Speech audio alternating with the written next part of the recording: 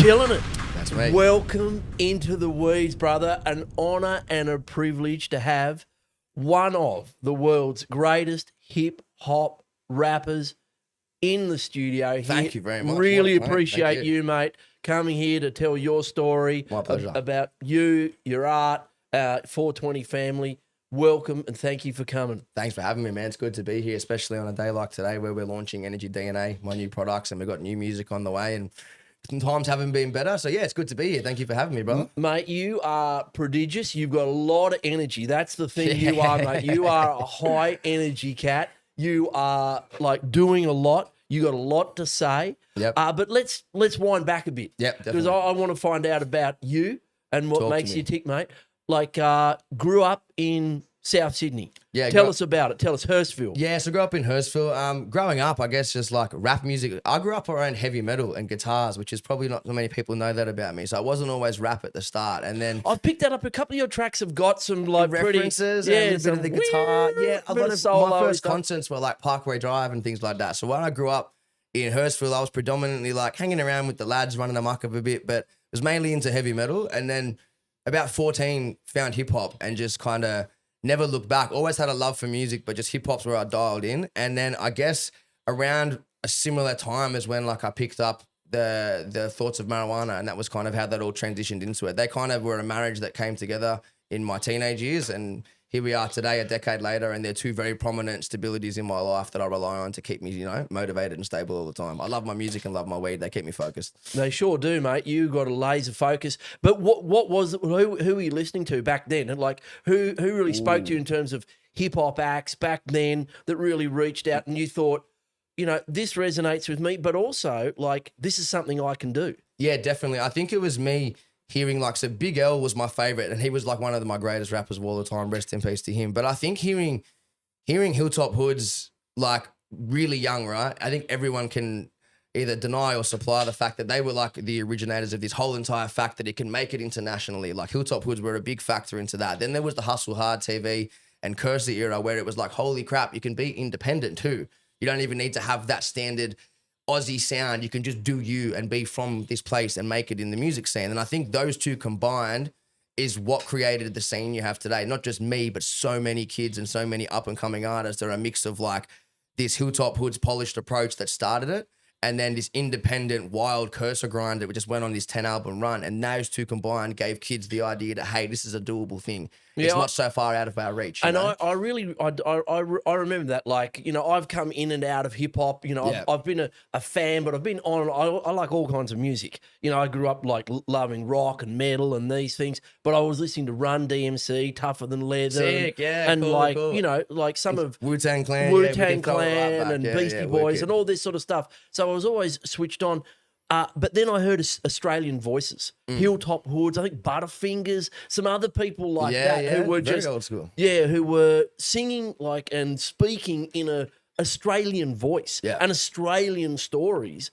And I was going, this is fucking legit. This is actually really resonating with me. With your music, I just I know it might sound a bit base, but when I hear you say "fuck off," yeah, and it's just such an Australians swear really well. It's so funny you say that because part of my strategic or approach to it is what I picked up is that, so like you said, Americans have the American slang. And it is very American. If you notice, UK, New Zealand, and Australia, we all kind of get along with this Cockney ochre slang. We like to rhyme, like meat pies, a beef's eye, dog's eye, hot pie, you know what I mean? Like we've got this ochre slang. Yeah. And I think that the more Australians embraced it, the more the world did too. And it's just a testament to authenticity is unbeaten, unmatched. The moment Australia embraced being fucking Australian, like I'll fucking say right now, we're from a place where we call mates cunt. Like there's no other place in the world where your mate's your cunt and the cunt's a mate. You know what I mean? Like, so the more we embrace that, the more I felt the growth. So I leaned into that.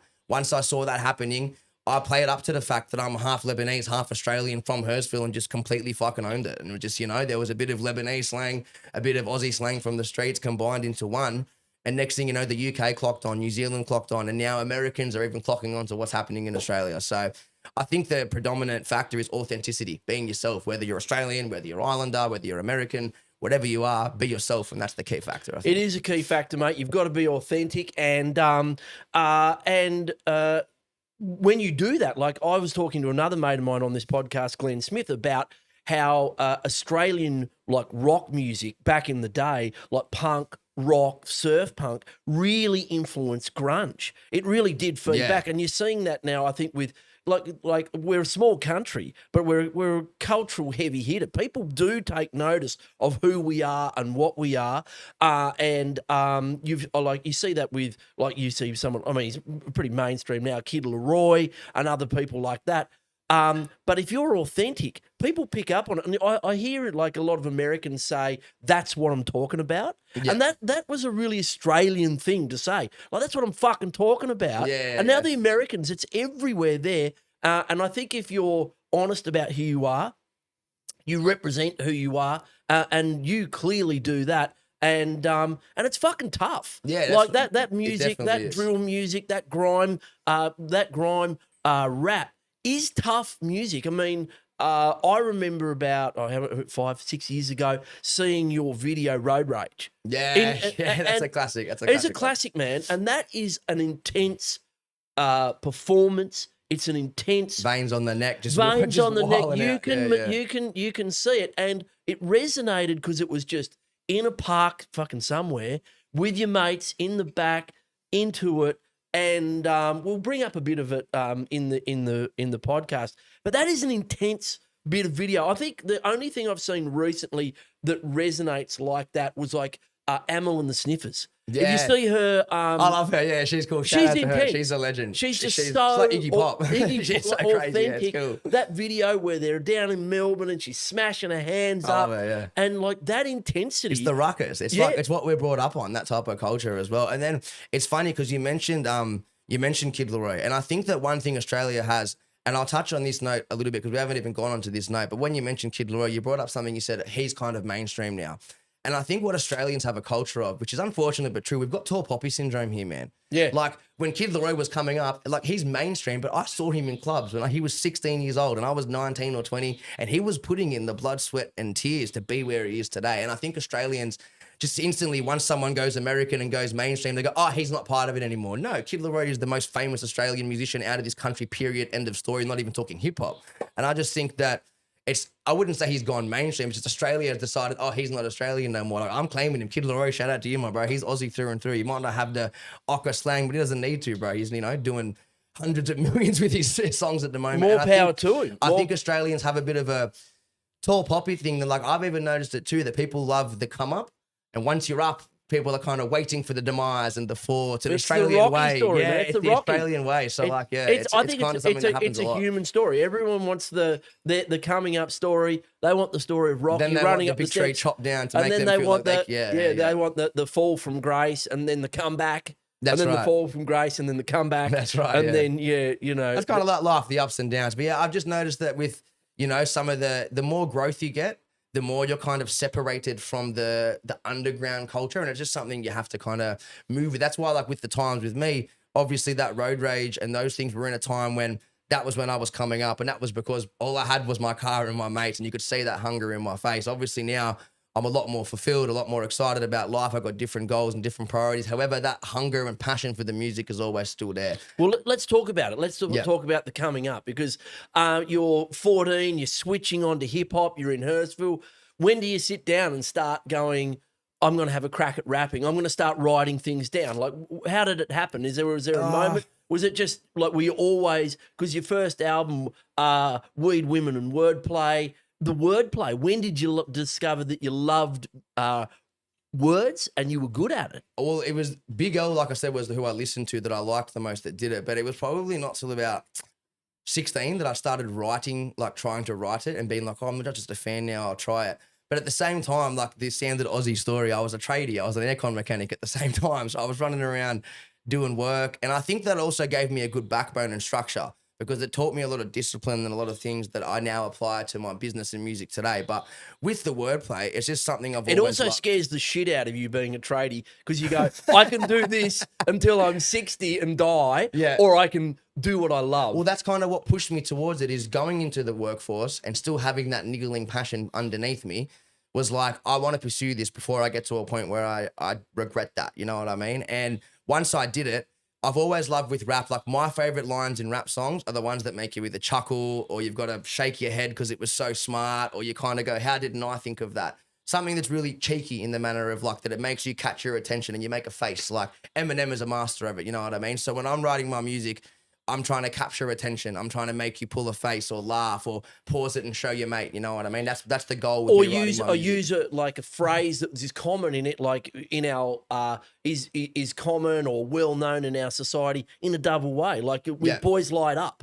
You know, like that is such a classic line, and it's you use it in a way which is about a whole different culture. But there was similar, but it's the same culture as well. That's currently up for an APRA award as well. Shout out to me and James, the Boys Light Up at the moment. But yeah, that song specifically, like you said, it's a double entendre is the technical word for it, where it's two meanings within the one word. Boys Light Up, in the time that it came out, was just the boys firing up. On a ruckus, fire up. And in a similar way, it's now Boys Light Up, but it's still about that ruckus, you know what I mean? And it kind of breaks the mold that, like, just because I smoke weed, I think people expect me to be an unenergetic, like, on the couch guy. So when they meet this ADD, intense half-level bloke, going, hey, I'm a stoner, rah, rah, rah, they're like, yo, are you sure? Like, well, you're so smashing stereotypes to yeah. pieces. Like, and I keep saying to people that, like, there's a lot of people who are cannabis users who are super high performance, productive people. It's just the drug of choice for them. It's like the caffeine, the alcohol, whatever it is, the pharmaceuticals for them. But in terms of that intensity, I remember there used to be a Quicksilver ad in surf magazines. I used to throwback Quicksilver. Yeah, Quicksilver back in the day. Yeah. And the ad was a guy standing on a panel van with a bottle of beer and a pair of shorts, and it just says, "If you can't rock and roll, don't fucking come." And that was the ad. You know, a bottle Imagine that coming out today. I know. The PC band in the 1 PC second. band, like he's and that was like that was a major brand. Yep. Well, they were coming up, but that was that age, the early '80s. We had, you know, James Rain singing "The Boys Light Up" about that. You take that cultural thing, reappropriate it, and apply it to, you know, like 2000s South Sydney. So tell us about Hurstville. Tell us about growing up there. Like, tell us about what was happening around you and weed culture for you back then. Well, this is the thing. So back in the day, I don't know. So talking about the weed culture, getting into the nitty gritty. So I think people watching this might get into relate the gritty. To this. We like, want the nitty. If I'm going to break it down into eras, right? So I think anyone, if you're in the comments, feel free to know if you can relate to this too. I think everyone starts with and this is why the government needs to look at the fact of why it should be recreational and more open, because there are a lot of drug avenues and criminal avenues you've got to go down as a youth if you want to explore. Yeah. So I think everyone's first experience with marijuana is a number you're given and a guy with some foils he's wrapped around and he's driving around the area. I can't name names, but everyone's got one in the area with a special number on a special app and things like that. And that's how it all started as a youth. And you're just going around and you're involving yourself in this street culture. And you don't even really know. I didn't know when I first started smoking. I didn't even know the difference between indica or sativa. Weed was weed. There was 4 of us halving 1 You just gram. wanted to get some. Yeah. It was just. It opened my creative mind a lot, and also eased my anxiety. I didn't even know I had anxieties until I smoked and went, oh, life is not that stressful. And from there, you upgrade from just getting whatever you get to then having preferences. Kind of like the same way a person has their first drink. Yeah. When you're 18, you're given a beer and all you know is, I'm a man, I should drink beer. And then once you're 20, you go, oh, there's whiskey, there's vodka, there's tequila. Same with marijuana. And that's why I just think that it should be opened more recreationally, because the next step from there is having to go around and find other dealers, find other people. Then you've got to put yourself onto this avenue where you've got to go to your doctor eventually to go through this medicinal thing. Whereas if I was just able to get it the same way I can get alcohol, the same way I can get caffeine to rely on for my vices, it would just be a less system where the youth and people are pushed to go down left field avenues that are against the way. Because it's a sophisticated drug, the way it works on your brain. And it's not for everybody too. That's the thing. People need to understand that I can't harp this enough. Recreational use and the medicinal use and everything is something I push for and advocate. But just like there are people that are shit drinkers and shouldn't drink, it's up to you to make your own decisions. And I think that the government has to acknowledge that as adults, if we're trusted enough to be our own victims and our own enemies for getting pissed, we should be trusted enough to be trusted to smoke at our own leisure, you know? So I just think the way that, you know, cigarettes and alcohol are just, free to go, no stress. We can even make blackberry cherry kids flavored vapes now, but we still can't recreationally have a joint. It's it's a bit of a weird time. And you make a really good point that people go out there and they basically they want to experiment with cannabis, but they don't know what they're getting. They've got to get that. All of a sudden, they're getting it from some guy who might deal other things. They That's say, right. I don't have any And then weed. it opens them to other avenues which they never would have gone They down as well. Oh, I've got some Molly, or I've got some Coke, or I've got something else, or, do you want this and this? You've got that. And also, in terms of the sophistication of cannabis, if you've got a particular thing you like, a sativa, and you go, this is my bag because, it doesn't get me as sort of body stoned as an indica That's what I was saying with some of the choices. Sorry to cut you off, but some of the choices with the strains, right? As you get into it more, you realize that. So when you're smoking as a kid, you're just smoking and you just think one time you were paranoid, one time you weren't. You then learn sativa, indica, strains, phenotypes, percentages, you know what I mean? THC content, cannabinoids. There are so many factors. And once you find your niche, you realize that this is, for me, I like a hybrid in the day. So for me, I like a hybrid and I like an indica at night. So I'll have a hybrid in the day so I'm able to relax because I'm a pretty high-strung person. I wake up like my eyes go like that. So I have a doobie in the morning of a hybrid to not put me back to sleep, but just to level the grain a bit. And then at nighttime, I smoke indica.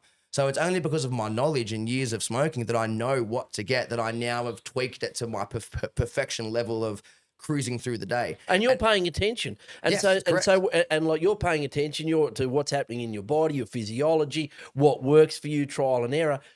Wouldn't we be better if most politicians got no idea about the subculture, the culture that's going on there, the sophistication of the drug, what's happening overseas? Wouldn't we be in a better position if we could educate ourselves, say, hey, look, this is the type of person you are.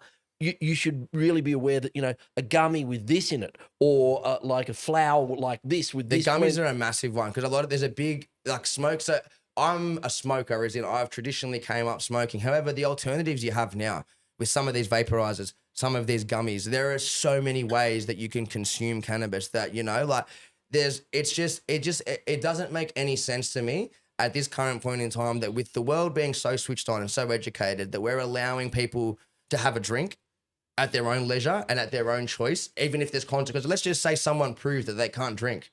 We don't cut them off. We let them go to the pub every day till they get banned and arrested. Yeah, they get RSA'd out. But for some reason, we haven't decided to phase out that alcohol should be for people who only need alcohol. For some reason, it's for everybody, whether you can handle it or not. And we put on the bottle, it's 4%. Do this, do that's that. That's right, So but with marijuana, it's got to be, for some reason, they're so anti against it. And I just don't understand why. And I think the culture is opening up more and more. So I think that part of like I said, with the music stuff, that young person that had a goal, my goals are now realigned, but still continuing music. But I want to be an advocate for the fact that, hey, I'm a 31-year-old man with a successful business. I love my wife. I love my son. Look, I've made mistakes in my life, but I consider myself a generally smart, educated, good person. And I'm happy to admit I smoke marijuana every night, every day. And it doesn't mean I'm a stereotype. Doesn't mean that I consider myself a drug user per se. I just have a vice that as an adult, I choose to get me through my day. And it's everyone funny, else does. everyone in Parliament with their coffees and their cigarettes. Well, the coffees is a big thing. People get jacked up on coffee. Yeah. They have 2 double shots and they're all like twitchy and shaky and, I don't know why I'm all anxious and sweaty. Back 100%. back in the day in the 1600s, they tried to ban coffee in America because everyone was drinking it and going, let's overthrow the government. Let's do something. Let's get some guns. Yeah. Let's start a revolution. So they tried to get rid of coffee. And you're proof positive that you can be a regular cannabis user. You can manage it. It doesn't affect your life to the fact where it's detrimental. How did cannabis help you with the creative process? Back then, did you have a few cones? Did the words just flow out, or did you? It did it open your mind, or did you look at what you've written and go, that shit, that's good? Yeah, it just opened my mind and also eased my anxieties on releasing music. So I think every person in their first endeavors in music, it's not about how hard it is to do it. Everyone can write their first song. It's the confidence and balls to go, I'm putting it out there. I'm going to just throw it up on the internet and let the world say what they say. And that is something that will hold you back. You won't even consciously realize it at the time, but you won't be exploring how hard you could have gone, or you'll pull back on something you would have gone down because you're thinking, maybe I shouldn't have done that. Once I smoked, I was a bit more open to just try, just see where this idea goes. And like you said, it then went on 1 hour writing sessions to 3-day writing sessions of tweaking and changing and another idea at 9 and 1 a.m. getting back to it and 7 a.m. picking it back up. Yeah, so I just accentuated the idea in the creative process. But again, coming back to it, like you said, alcohol has been something in my life that I'll openly say on camera has been a detriment to my celebrity career. Coming into the spotlight, traveling, doing shows. In my culture of performing live music, alcohol is prominent and prevalent at the front and center of everything. You're kind of looked at weird if you don't have a drink at the show. You know what I mean? It's not just music; it's everywhere. Yeah, it's everywhere. Society. And I just think that like that's the prime example of like we're given that choice to make consciously as adults whether we should or shouldn't have a drink. And I think there are a lot of more detrimental effects. And I'm just going based off the government's like our own opinion here, going, if you're going to say that alcohol is a recreational use thing for people to use at their own dispense, then marijuana has to be too based off the same rule of thumb. Because alcohol is actually poison for your system. Like it's literally a toxic poison and it will literally black you out to the point where you don't remember. 40% of people who turn up at emergency department on any given day, it's because of alcohol. I've been there in an emergency department because of alcohol. I'm telling you right now, I've had many nights where I've done something very stupid on the drink and it's led me to being someone 31 now who will very rarely touch a drink. And when I do, I'm normally disappointed in myself. I wake up and go, why did I have that drink? I tell you what, I've never smoked a joint, ordered a pizza and gone to bed early with my missus and regretted that. I don't know why we can't smoke weed every day. I know. Cannabis doesn't... As I say it out loud, I'm like, what are we doing? Let's go riot at the parliament. It's crazy. Yeah, cannabis doesn't lead back to a feedback of more booze, worse decisions. Yeah, and every beer leads to a worse decision too. Like beers lead to other things. Yeah, you know beer, I mean? like with me, beer leads to another beer. I go, oh, this is that beer was good. I'll have another beer and I'll have another beer. And then you've had 16 beers and you're asleep in... I would have been asleep at 8 to be fair. I don't think my tolerance is at 16. You're doing pretty good there, brother. No, it's been a while since I've had 16 beers, you know, like so much of the violent crime and whatever with alcohol, there's this hypocrisy. There's a hypocrisy there, and you're railing against it. You're out there, and like you know, let's call a spade here. Like there's some anger in you, brother. You know, you were pissed. You were pissed off. You were fired up. There was some anger in there. You had to channel that into a physical performance. Yes. Like when you're a rapper, it's not like you're just like, I suppose with any music, there's a physical element to it. But with rap, you've got to be able to spit like 130 words a minute, like however many you're doing. It's a fucking lot. Yeah. Like, when did you realize that you could get it done? Because a lot of people have a crack at it, they fumble, they can't remember the words. Was there a moment where you did it in front of your mates, or you like where were those first performances where someone went, fuck, that's good? Oh, the first performances were like as a kid, like I said, 14. I think I brought it up earlier. You start off 14, you're writing your first songs, you're showing your mates. But to be honest, the part you said there about remembering your lyrics and 130 words a minute, to be honest, it's 10,000 hours of practice that nobody saw. So Women Weed and Wordplay, that blow up moment you're talking about, there's 5 years of practice and thousands of hours of stressing over a piece of paper that no one saw before that first moment. Like that one take in the car that was just this one-off moment was written for months. Like, you know what I mean? I was critiquing that thing nightly, every night, just smoking and just going, I want this so badly to be right. And it was that hunger and passion because like you said, I had a point to prove. I didn't give a fuck. People really doubted me at the start of my career, and I didn't really mind that. Like, you know, I was just because I'm just some stoner coming onto the scene out of fucking nowhere, and it's like, who the fuck is this guy? Why can this guy be good? Yeah. And it was just kind of, and I was a bit controversial. I'm not like shying away from the fact, like I've got me smoking a bong out the front of Parliament. They chased me off. They guys came running. I went out in Canberra, one of my first shows, and I smoked a bong out the front of Parliament House, and they came running out with these fucking things. I'm like, drive the fucking van. So I'm aware. I've seen one of you pulling a billy with like next to the cop car. Yeah, bro. I used to pull up out the front of the cop shop with like an ounce of weed and smoke it next to a cop car just to make a point that like, we're not hurting nobody, bro. And like, you aren't even really enforcing this. I was out the front of your cop shop smoking. Nothing happened. Life went on. It was more of a friendly fuck you, but still a fuck you nonetheless. Yeah. And I think that it ruffled feathers a bit. Like whether you loved me or hated me, it was polarizing. People were talking about, have you seen this? Whether you said, have you seen this mad cunt? Or whether you said, have you seen this brat? Like it didn't matter what you said. You were talking about what I was doing. And I think that where'd that come from? Like you must have liked it. You must have thought like fuck it. I've got a voice. I'm gonna use it. Yeah. And like, where did the rebel come from? I think it's just always been. I think it's just always been in me. And no, I wouldn't. I take that back. I think that the world created that person. Because growing up, being honest, in primary school, if I really throw it back, I didn't grow up rebelling against the system. The system decided to rebel against me, so I said, "Fuck the system back." I think that's just how the world has been for history throughout times. Is the government works for us. Keep in mind, the government is a body that works for us. The tax money you collect is essentially your money doing a fucking circle and all this bullshit, right? So the government creating a system that put down my choice of lifestyle, it was my duty then to still be myself and spine the fuck up and go, this is who I am. Now, I kind of went about it, looking back as an older person now, I probably wouldn't have pulled out the front of the cop shop with an ounce of weed to make my point. I probably would have done things like this, but this is more to the point that younger people don't have this education. I was a younger person with no idea, trying my best to make a point about marijuana, how it should be legal, but was going about it this wrong way because all I knew was this rebellious criminal type behavior. I'm now a businessman who's sitting here in a podcast pushing my agenda with his own energy DNA, supplement to help him get through the energetic times to combat the downfalls of smoking and things. And I'm a recreational user still to this day. But I'm now handling that better, promoting it better, and maintaining and moderating it better as well. And I want to be an advocate that it's totally okay if you're 17 or 18 and you're smoking and someone's putting you down, don't listen to them because I guarantee you they're out drinking every weekend, regretting their shitty lives as well. So, and look, people are allowed to make bad decisions when they're young. It's about coming up. That's and right. It's really interesting that you felt that pressure, societal pressure, cultural pressure. And like whenever we look at great art, great music around the world, whether and it's always because there's some pressure point and someone responds by going, well, my release could be to go and get pissed and get in a fight or, to do a burg or, to drive my car really fast and do whatever.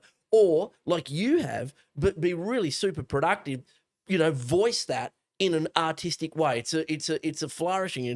It's where all great art comes from, isn't it? That's right, yeah. And then also when you touched on something there, I think it's a great point that I want to bring up. So growing up in Hurstville, I feel like I grew up around some of the environments that influenced me, but I was also lucky enough that like Hurstville, so you look at really out west in Sydney and you get to see it more and more in the culture and music scene today. Crime is pretty prevalent and rampant out in the western parts of Sydney, right? And so is drugs, so is alcohol. And I just think that a lot of people wouldn't go down those avenues. Or like you said, when you mentioned burglaries and things like that, like if people had found marijuana, they might not be going down these routes. So like, there's nothing to say that, that like, just because you're a rapper, you're going to go be involved in these types of things. But when you're involving yourself in smoking, involving yourself in this type of art, if it's not at your disposal, you've got to go through avenues that lead you towards the other avenues you've spoken about, which is why I think it should be recreational and educational for people at an earlier age and not something you work out 26, 27 when you've already made 7 years of fucking mistakes. You could have learned that from a young age. The same way we're educated with alcohol and sexual education. Like we should be educated in the things we're going to see, especially now that it's now medicinal, hopefully recreational soon, but it's now medicinal. We should be having these conversations. Exactly. We're discussing opiates and benzos and how scripts are a problem. You now need a script for marijuana. So let's discuss marijuana more in the educational system. And like for you, it's like not only a recreation, because I don't love the word recreation because I like the word relaxation because it's like how you relax your mind. It's how you relax your body. Very good point. I like that. I might take that off. Yeah, it's like relaxational. And it's also medicinal. Yes. Because if you've got like ADHD, like I do, and so many people have got, neurodivergent, sometimes, you can go on Ritalin, you can go on these drugs, you can go on whatever it is. For some people, cannabis, and that's why we've used it for, for tens of thousands of years, because cannabis works. It's why we've shared it around the world. We've got thousands of cultivars because it relaxes you. And one of the key things it does, it opens your mind up. It makes you a critical thinker. You go, fuck, am I doing the right thing? Is this good? Is this bad? Has that been your experience? Yeah, it definitely has been with that. It makes you think a lot more. Like you think about yourself, like how am I going here? Yeah, you become more in tune with yourself. But what I think I will make a point of is see how we're both discussing, and I think you'll agree with me too, see how we're both discussing how we're pretty highly strung, energetic individuals naturally, so it works for us. One thing I'll point out to the listeners and anyone at home, and this is someone who's mature enough and for yourself to understand recreational and relaxational smoke. It's not for everybody. There's someone out there who's already perfectly on the level they need to be, and smoking will give them too much anxiety. They're already in tune. They're already thinking about themselves. That person smoking is not going to enjoy themselves. So I think people at home I think what the government needs to understand is that there is a benefit massively for thousands of people. And by restraining that from people aren't working out if it's for them or not. People are missing out on the opportunity for that decision. But I think people need to and be if they're aware as well. misusing it, That's right. If they People can't won't get know. off the couch, They won't know. don't know. They'll think, oh, it's the marijuana. No, you're just smoking the wrong strain, or maybe marijuana truly isn't for you, but you're not going to know until you have that choice. And I just think it's just crazy that we have the choice to do that with alcohol. Like, I can go have my first beer and that's cool, but I'm not educated on how to go have my first joint, how to experience that experience correctly, how to look for the right things, what is correct, what is not, how to get it from a reliable source. Like, it's just a bit of a dangerous game. Like, it's like the Wild West at the moment, the marijuana industry. It's slowly becoming more professional, but yeah, at the moment it's still a gunslinging event. And you touch on a point there I want to raise, about you coming up and Western Sydney is like when I've been doing a deep dive into the hip hop scene over the last couple of weeks, just to checking you out, and because my man Doug took me to the gig, said you got to check this guy out. Oh man, pretty high energy, brother. It just blew the me. mosh pits and everything. Yeah, It blew me away, and I went this is a wild crowd. I was going, this is some outsiders. This is a motley fucking crew. Yeah. It reminded me of some of the gigs I used to go to around metal. I was going, there's people from all walks of life. Yes. All cultural, That's racial, a big thing I'm proud of. Racial backgrounds. It was representative, and I'm reminded of like blues music in the 50s. It's a racial, cultural thing. What does it pop out?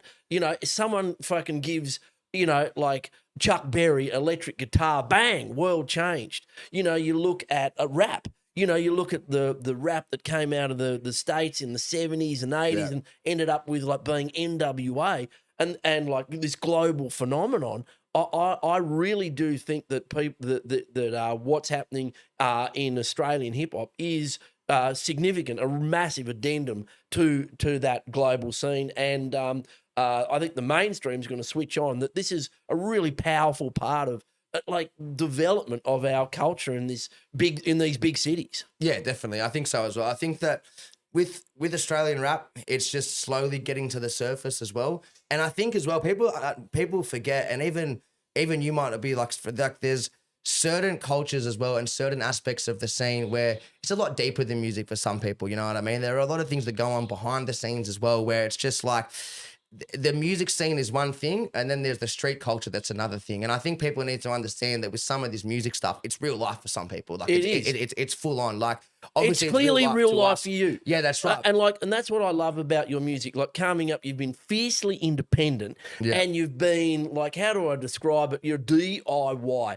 Like the videos, they're just no bullshit. Like I love, I mean, some of them have been highly produced. Like Boys Light Up. That's a big fucking money spent.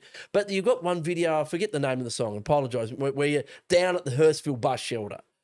Overkill. Overdrive Part 2. Overdrive Part 2. And I was just going, that is a fucking cool video, man. Yeah, you're just sitting there. Flick the cigarette away. And it's like a Thursday night down at Hurstville. Like my family's from Cogra. I know that. You know the area well. Yeah. 2217. Yeah. We've been there for 140 years. Sick. And so I was just going, holy shit. I used to work in a call center in Hurstville, and I've been there late night and going, what a fucking nightmare this place is. and there's just that it's home to me. I think that it's sweet, fat man. old Kevin dude in the background, and he's just like, oh, what's going on with this guy? And it's no bells, no whistles. It's you just getting up with your art in your hometown. Yeah. It's your culture. It's your place. Yeah, definitely. Yeah, it's definitely where it all began. And it's like, I think that's like you said, it comes back to the authenticity thing.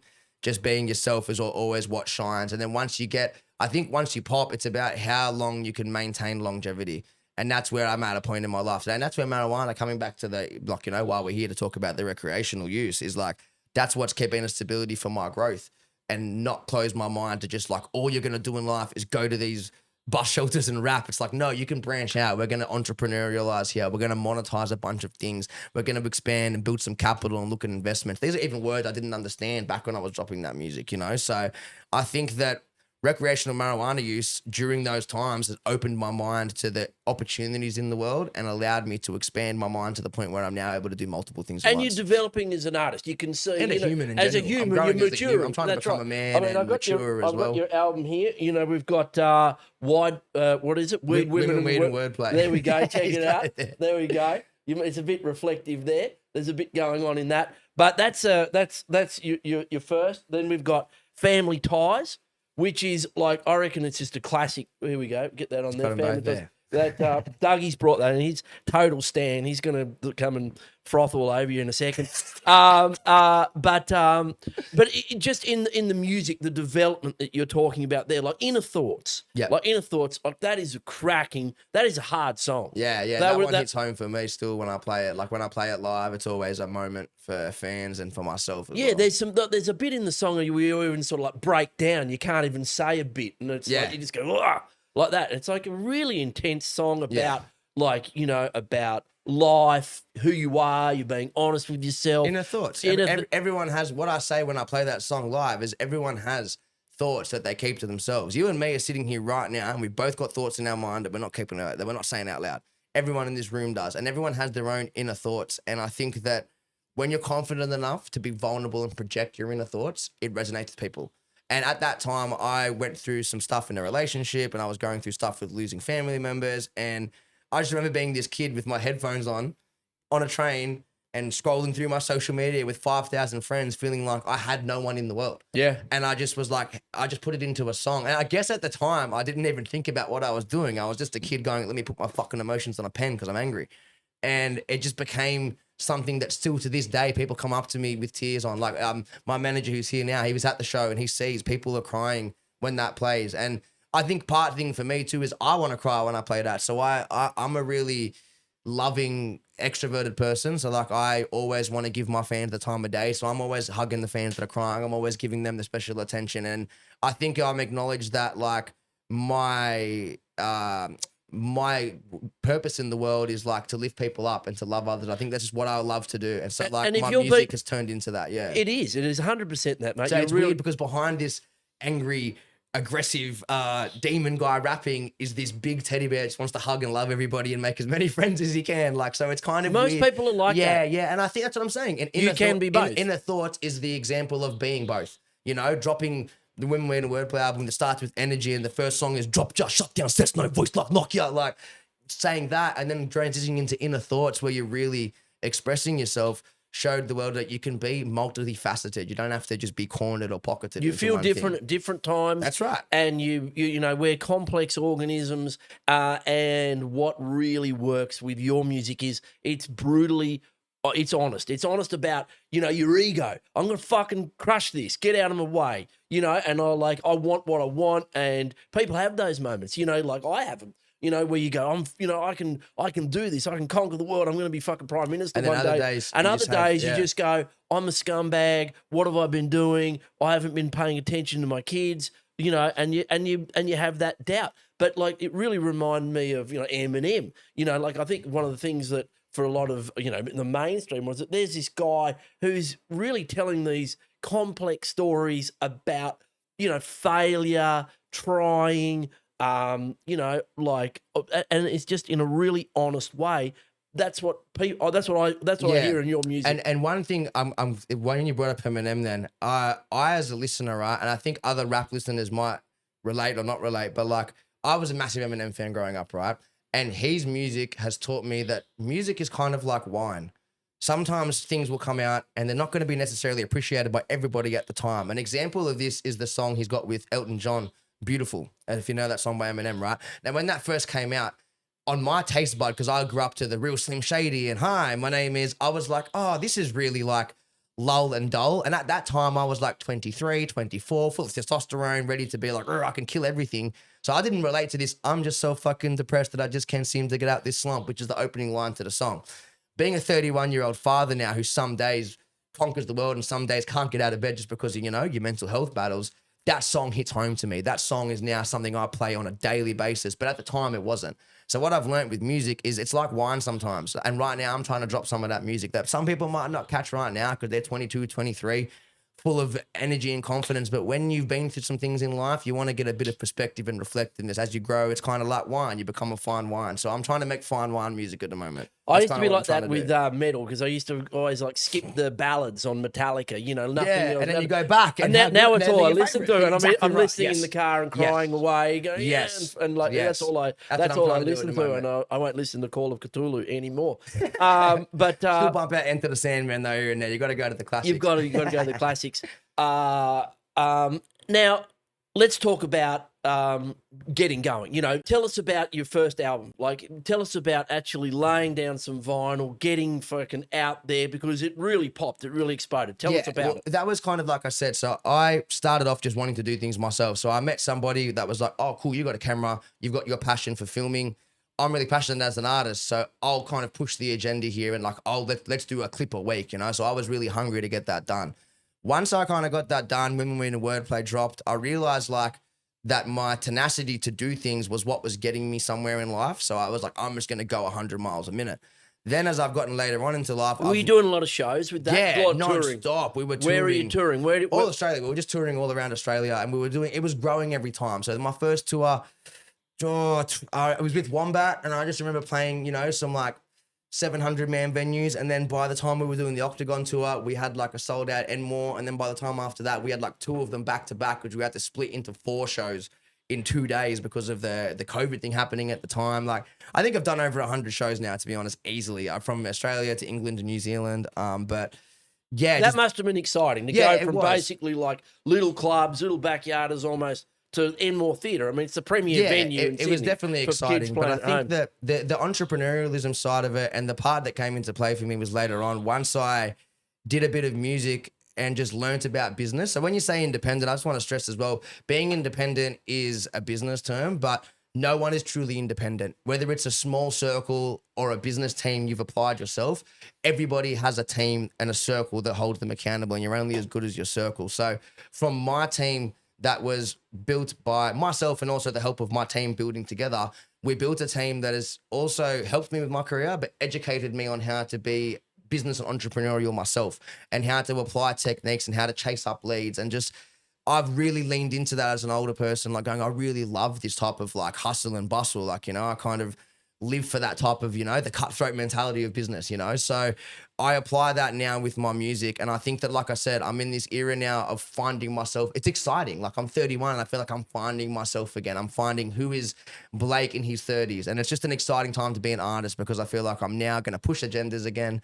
I'm now going to refine myself, but I'm also going to be branching out into multifaceted aspects of business. And, just kind of doing the most. Like you said at the very start, doing the fucking most, 24/7, 365. Well, you have been doing the most because you've been, top 10 in Australia. Every album has been in the hip hop charts in ARIA, I believe. I think I can. Someone quote me if I'm wrong, but it's still. Women Weed Wordplay was still in there. I think if 252 weeks it was in that fucking hip hop ARIA chart or something. It could still even be there. I'm not sure. Amazing, and like hundreds of millions of streams. Yeah, like 500 million now. 500 million total streaming. Yeah. That is just absolutely ridiculous. Thank you. So, like, give yourself a break. You've been going good. No way. Said no foot off the brake, man. Fucking the foot stays on the neck 24/7. Full throttle. That's huge. There's no doubt about it. And now you've got like an album that dropped. Your last album, 420 DNA. Yes. Now tell us about the 420 family, because that's what we're like. Because that's a cultural phenomenon that sort of come out of the States. The 420 movement, which was just it's 420, everyone light up. It's the smokers reference. 420 in the afternoon. That's when we smoke. Yep. But now it's something more than that, isn't it? And you're really like a political, cultural leader in that space, mate. Tattooed on my wrist right there. For hashtag 420 family. I've got hashtag swim. There we go. Hashtag swim. Hashtags are out, man. Hashtags are a thing. Yeah, they've become welcome to the culture. Remember when the hashtags weren't a thing and now we hashtag our own bodies? What the fuck happened? I just thought about that. That's I'm crazy. hashtagging. It's crazy. We're all hashtagging. But yeah, back to what you were saying. 420 family for me. Because at your show, when I went and saw your show at the Crowbar, you could see that there in the scene. I was going, everyone here, this is I don't think I articulated that properly. Everyone was there because they love the music, they love what you're saying, but it's also that cannabis community there. Everyone. It's a family. It is a family at these shows, and like you said, that's what I love about my fan base is I feel like I have the most multifaceted fan base. Like there's a lot of walks of life that come into the show. There's the young 18-year-old who's been dying to see me since he was 15 and he's been listening for so long.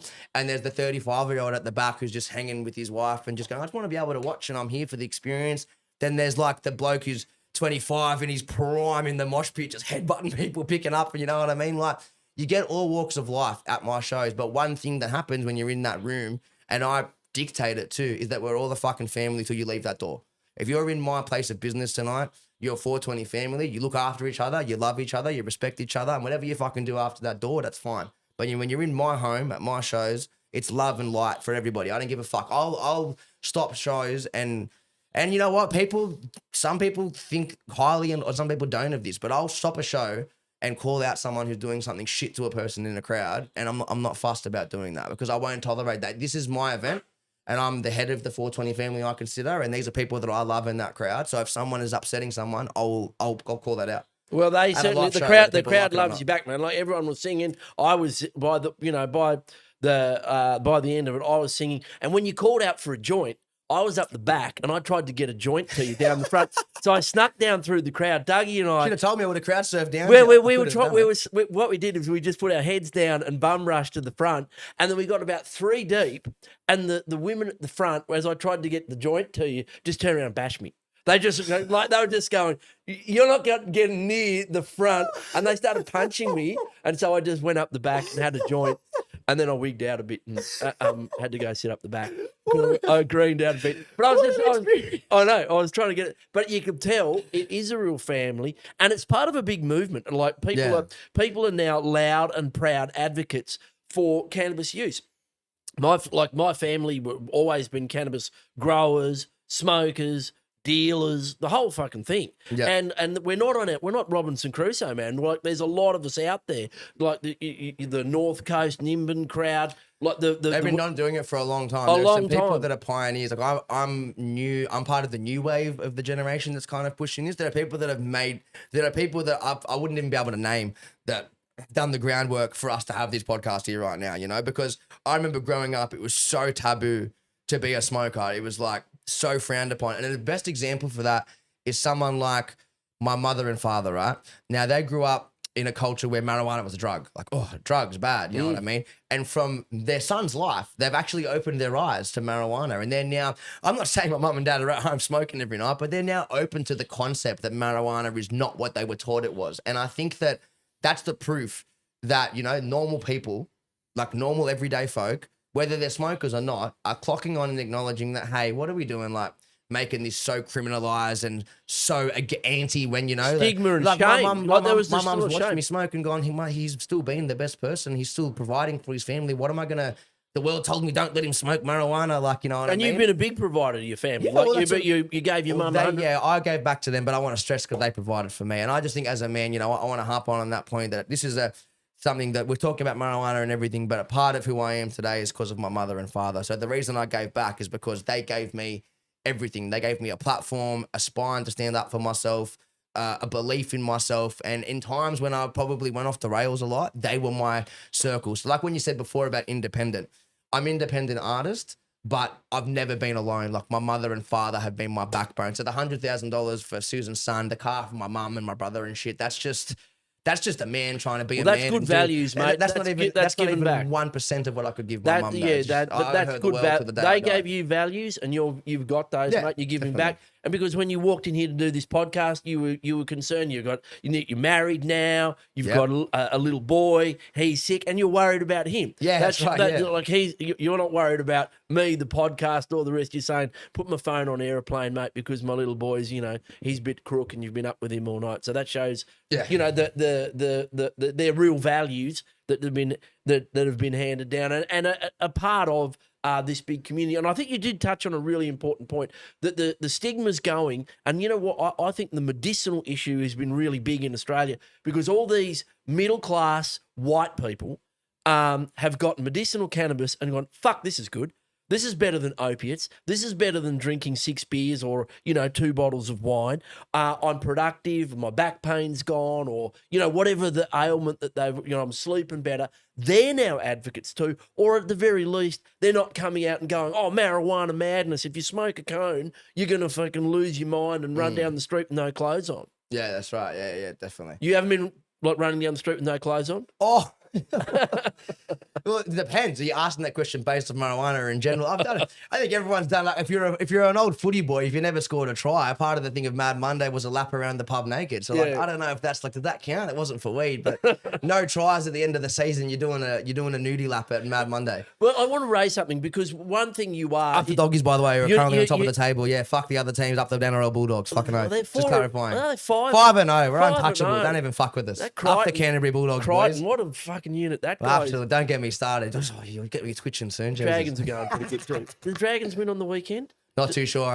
No, we got beaten by Parramatta. There you go. Yeah, anyway. In the back, he was like, no. No, we're struggling a bit. But one thing you're not is a lazy cunt. That's for sure. No. And you're absolutely fucking jacked. Thank you. Yes, I take a lot of pride in it. I was about to rip it off. The lighting's pretty good. Well, I showed my wife. I said to her, this is the guy. And she was just going, what the fuck is up with him? I mean, you work out really hard. Yeah, you work out really hard. And you can see it, and like you can see that you put a lot of physicality into your performances. Like when you're like, I'm going, holy shit, this guy could definitely pop a vein somewhere. Yeah, no, honestly, I felt like it a couple of times. I've actually passed out. Have you? Yeah, blacked out? Yeah, I've actually blacked out walking off stages and before stages and things like that. And yeah, literally, like, I think it was in Gold Coast. I think Nick might remember. It was like. Do you ever get headaches? Yeah. I've had a few times where I've been performing, but I think that with the fitness stuff, that's actually helped me because when I started going to the gym, I started getting fitter. When did you do that? I've been going my whole life. Like from about the same time I started smoking, I was always training from like 15, but I never really took it seriously until later on in life because I realized the mental health benefits from it. I just at the start loved that I was getting muscles, you know what I mean? Like every boy and man starts off going, I want a 6-pack and some arms, you know? But as it's become later in life, it is like, I swear to God, like to be like you said, to be through what I've been through and some of the things, to be an artist and grow up in the spotlight, you develop some inner demons and some inner things that are going on in your mind. I'm not going to lie. And my outlet for that at the moment is the gym. When I walk in that gym, I swear to God, fuck everything, fuck the spotlight, fuck the podcast, even fuck everything. My brain turns off. And my only job is that dumbbell sitting on my chest. Because if I don't lift it, it's going to fucking fall on me. And I love that clarity. I love the blocking out of noise and just that it's me and that weight and putting myself into pain. Like as in how much can I hurt myself to get growth out of this? And that's what life's about. How much are you willing to go through to get the results you want? So when people look at my body and go, oh, wow, how does he do that? Well, it's just because I'm doing what you're not doing. And that's the brutal reality. It's so true. There's why a great people are fit. You can't knock I think the biggest testament to someone's discipline is their body. Like when you see someone in great shape, you go, well, they're obviously making a lot of disciplined choices to be in that shape. When you see someone out of shape, you go, well, that's obviously the choices they make. You know what I mean? So for me, it was something that I found that my body has become a representation of my work ethic. So I like it to represent how hard I work, and it currently does at the moment. It looks pretty fucking schmook. Well, it does, mate. You just fucking rock hard, and you're fully jacked. And what people go, oh, look, stoner. They expect someone, on the couch, CCs, family pizza. Arnold was the first one to advocate smoking a joint for bodybuilding, and they're like, you look at... Well, it vascularizes it. It pumps your blood. Yes. The reason your eyes go red is it's a relaxant. All your capillaries, you pump more blood. And one thing with mental health, there's a great book by a guy called Daniel Kahneman. It's called Thinking Fast and Slow. He's a professor. What he basically says is when you're exercising, you can't have negative thoughts because you basically can't have thoughts. That's what I said with the blocking out. When you're under pressure and your body's like trying hard and it's shaking, you don't have time to think about what went wrong. Well, you don't have blood. The blood doesn't go to your brain. The blood's going to your pecs. That's the science behind it. You're dead in the fucking head. Yeah, that's it. Well, they've done some studies. If you run 100 meters flat shit like a sprint, and at the end try and do some maths, you're basically retarded. They go like, what's 6 times 6, and you're going, but don't know, can't think because none of the blood's there. I think I might be a psychopath then because I think my manager might be able to chime in on this. I literally take Zoom calls mid-set. So I will be mid-set chest pressing while I'm on the phone to my managers making business decisions. So I'm kind of an anomaly there. I'm going to disagree. You are an anomaly, mate. I literally will have 100 kilos on my chest and my manager will hear me groaning and I'm like, just give me a second, man. I'll get back on the Zoom and I just finish my set and go, what were we saying? So well, you're a testament to being motivated. I do multitask sometimes when I need to because that's what I think as well. Like the gym for me is my outlet.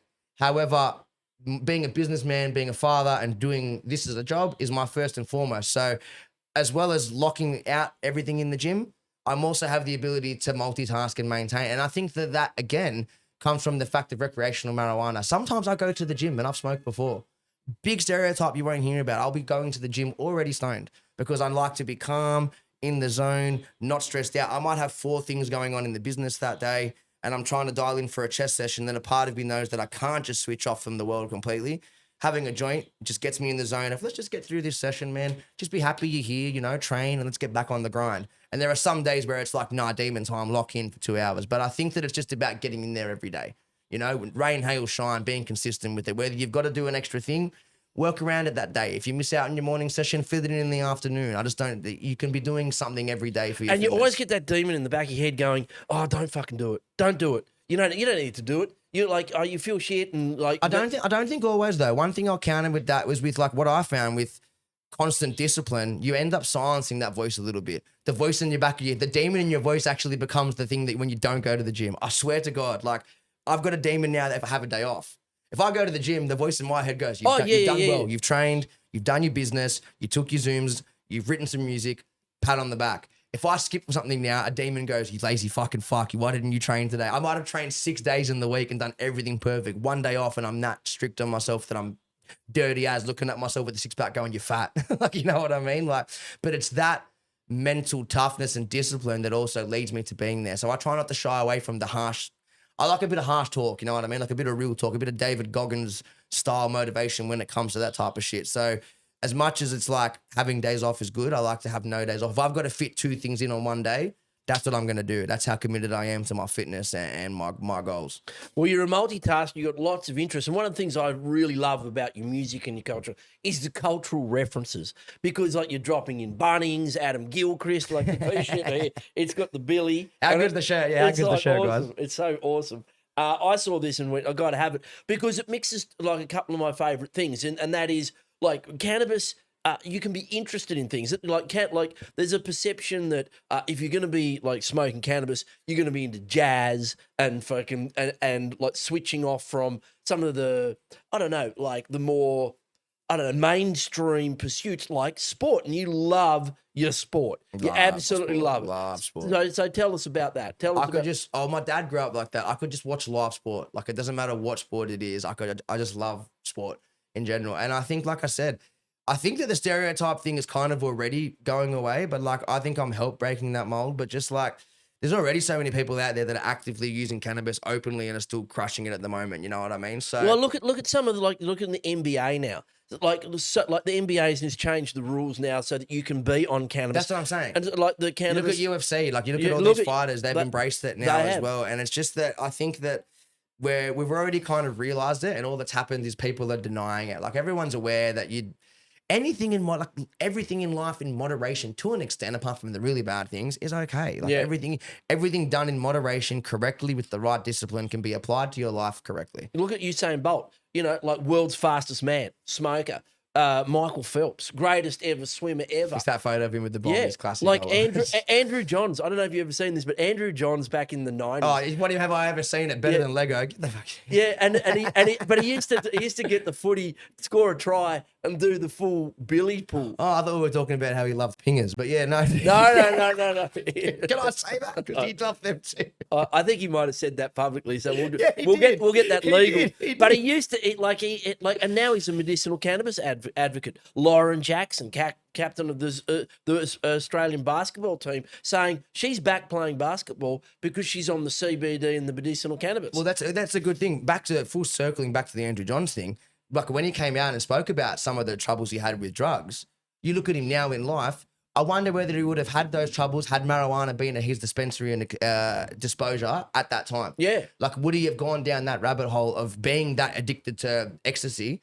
He might probably not, because he would have had medical marijuana Well, and you education getting of marijuana drug at the tested, you see, time. because ecstasy gets into your system and out really quick, so you dodge the drug test. Whereas if you're on the cannabis, Still in your system for a still- week, man. yeah, You can't that's drop- right. Yeah, And it's your crazy. career Don't even get me over. started on that. Don't even get me started on And that. you see so many of those footy players who go out and like get smashed up, and they get on the opiates and those sorts of things. They're on the opiates so that they could recover. So that the day after they're like just laid out, and trying to relax after they've had the shit belted out of them.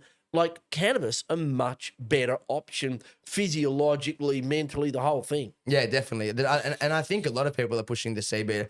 I think CBD is already like socially acceptable. Like everyone's talking about CBD gummies, and I think they're actually in some supplement stores already. Like you can go to a couple of different places where they might specialize in that this is a CBD gummy or CBD oils and things like that. So yeah, it's definitely something for athletes, and I think the marriage of sport and marijuana is becoming a more scientifically studied thing that people are accepting. And I think it's also being open though to like I said, the conversation with marijuana, people get turned off by it because as marijuana smokers, we dive into that marijuana is the best. I'm just like, no, we should just have the right to experiment with marijuana with the same education that we do with every other prescription drug. We should be made recreational. Like if we can do alcohol, we can do caffeine as relaxers or as vices that get us through our day. Marijuana shouldn't deter us from doing that through our day. We shouldn't feel ashamed or get in trouble for doing that. And like you said, there are athletes and people like myself who will politicians who will go other avenues because it's easier to dodge the bullet there. When really, if you could just smoke the joint, you wouldn't be going down that rabbit hole that leads to A, B, C and so many defaults. You know what I mean? So I think that there are so many unanswered what ifs where if marijuana was legal, would that happen? If marijuana was legal, would there be these problems? So I think that we're just detrimentally affecting ourselves as a culture by not making it recreational because we'd be better off and more educated. I think it's just a win-win scenario. Well, mate, like I couldn't agree more. Legalised cannabis party. We're working on, and I'm getting elected. Like I got elected to Parliament. We got a big congratulations. We got a big campaign leading in. If you ever want a special guest at the White House, mate, it'd be good to come back there without my bong and actually get let in. That'd be nice. So I can come talk for you, brother. Yeah, no. You can come over to Parliament. We're going to give you a shout out at Parliament when it comes back because I think it's time that the politicians and the people who want to get behind our arts, creatives, recognise the enormous value, the global significance of Australia's hip hop scene. Which you've been an absolute pioneer of. Thank you, man. That's a blessing to have someone out there advocating for, the culture and the saying you're doing good work, man. Thank you very much. That's no problem. Now, before you go, mate, what's coming up next? What have you got in front of you? Well, at the moment, we're working on a tape. We have a date for the tape. I'm not going to name the date, but I will give a hint that we have discussed that date during the conversation here. So there's a date coming up soon. He's looking at me going, yeah. So you're going to get spoiled with a brand new tape on that day. At a specific time of that day as well. It's going to be an absolute bloody treat. And then also today is the launch of Energy DNA. So I'm launching my own supplement product, which I'm really, really proud about. And the reason I made it as well is because, like I said, everything in moderation is great. Caffeine is something that I've found that when I need those kicks in the day, like for example, I used to drink coffees heaps. And I found that one, they were expensive. Two, milk was not really great on my tummy in the morning. I don't know if anyone else has a coffee and has to do a shit straight away. I don't know if I'm allowed to say that, but you're all sitting here thinking that everyone does it, man.